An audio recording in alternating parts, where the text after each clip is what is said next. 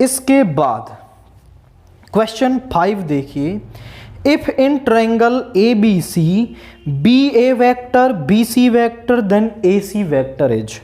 आप देखें क्वेश्चन 5 में हमसे क्या कह रहा है, in triangle A B C, this is triangle A B C, यहां बी ए वैक्टर दे रखा है हमें, that is 2a vector, and B C vector दे रखा है हमें 3b वैक्टर, और हमें निकालना है ए सी वैक्टर। आप समझें, अगर हम बात करें ट्रायंगल ए बी सी की,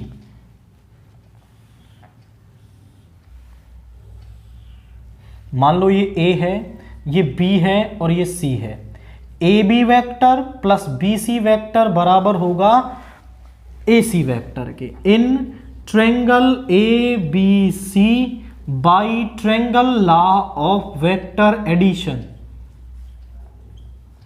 क्या होता है, हम लिख सकते हैं A B vector plus B C vector, इसका एंड पॉइंट इसका स्टार्टिंग पॉइंट बराबर होता है ए सी वैक्टर के। अगर हम यहां वैल्यूज रख दें तो हमें ए सी वैक्टर मिल जाएगा। आप बोलें सर वैल्यू तो हम यहां रख देंगे, बट ये ए बी हमें नहीं दे रखा, हमें बी ए दे रखा है। आप समझें कि जो बी ए है, अगर आप यहां से ए बी वैक्टर निकालोगे तो यहां -2a वैक्टर हो जाएगा। ऐसा क्यों?